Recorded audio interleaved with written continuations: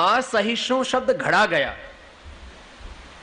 ऐसे ही विकास शब्द भी घड़ा गया, ऐसे ही धर्मनिरपेक्षता शब्द भी घड़ा गया, ऐसे ही सर्वधर्म समभाव शब्द भी घड़ा गया।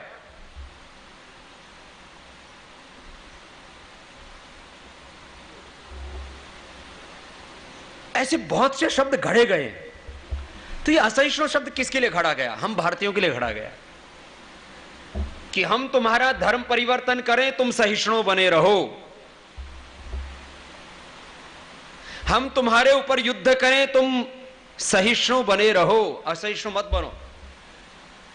हम तुम्हें लूटें, तुम सहिष्णु बने रहो। हम तुम्हारी मां बहन बेटियों के साथ दुराचार बलात्कार अन्याय करें, तुम सहिष्णु बने रहो, असहिष्णु मत हो। हम तुम्हारे देश के टुकड़े टुकड़े कर दें, तुम सहिष्णु बने रहो, तुम असहिष्णु मत बनो। असहिष्णु शब्द भारत के विरोधी लोगों के द्वारा घड़ा गया। भारत के सामाजिक विघटन के लिए, भारत के राजनीतिक विध्वंस के लिए, भारत की एकता अखंडता संप्रभुता को खत्म करने के लिए, भारत के गौरव का विध्वंस करने के लिए, भारत के राष्ट्रीय सम्मान के प्रतीकों को नष्ट करने के लिए, भारत के चरित्र को धूल धूसरित करने के लिए। माने हम जब भी तुम्हारे ऊपर किसी भी प्रकार का सामाजिक, आर्थिक, राजनीतिक, धार्मिक आक्रमण करें तो तुम चुप रहो। इसलिए असहिष्णु शब्द घड़ा गया महाराज। यह असहिष्णु शब्द दरअसल केवल हम भारतीयों के लिए। मैं यदि थोड़ा सा भी आक्रामक बोलता हूं तो मुझे लगता है कि जिनको हमने बहुत मोहब्बत से इस देश के सिंहासन पर बैठाया, उनके सिंहासन पर कोई आंच ना आए, इसलिए वो संभल संभल के बोलता है।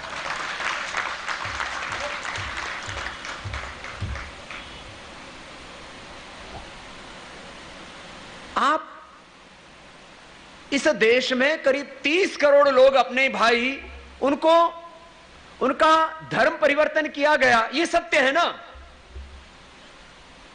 और धर्म परिवर्तन करने के बाद उनके भीतर देशद्रोह बढ़ा जाता है। इस तरह के गुप्त षड्यंत्र किए जाते हैं जो सामने दिखते नहीं है, अंडरग्राउंड चलते रहते हैं, और वो इस देश के लिए बड़ा खतरनाक है।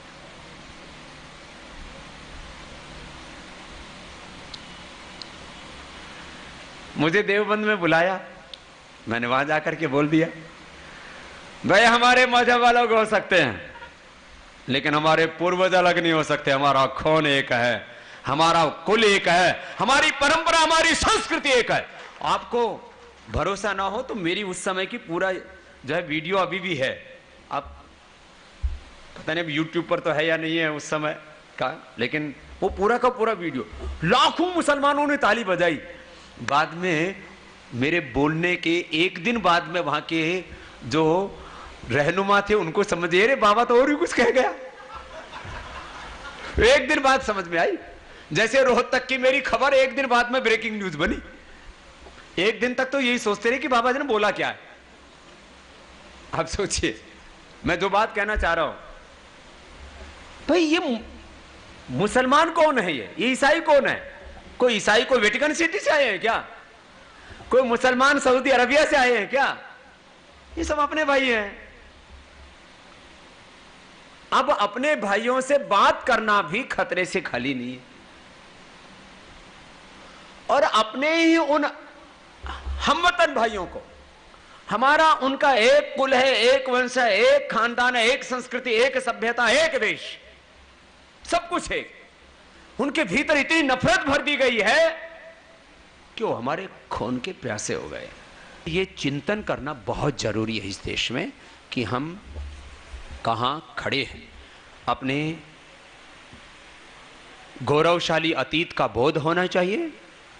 वर्तमान में हमारे सामने जो चुनौतियां हैं, जो प्रश्न हैं, जो क्राइसिस है, जो संकट है, उससे हमें रूबरू होना चाहिए और एक स्वर्णिम दिव्य भव्य भारत बनाने के लिए हमें विकल्प रहित संकल्प और अखंड प्रचंड पुरुषार्थ के साथ आगे बढ़ना चाहिए। देवा भागम यथा पूर्वे संजानाना उपासते, हम एक होकर के, नेक होकर के हम आगे बढ़ें और इसी संकल्प के साथ ये सारे यहाँ पर आयोजन किए जा रहे हैं, सभी आयोजनों के लिए मेरी बहुत बहुत शुभकामनाएं और दिव्य प्रेम सेवा मिशन की इन सभी सेवाओं के लिए मेरी बहुत बहुत मंगल कामनाएं।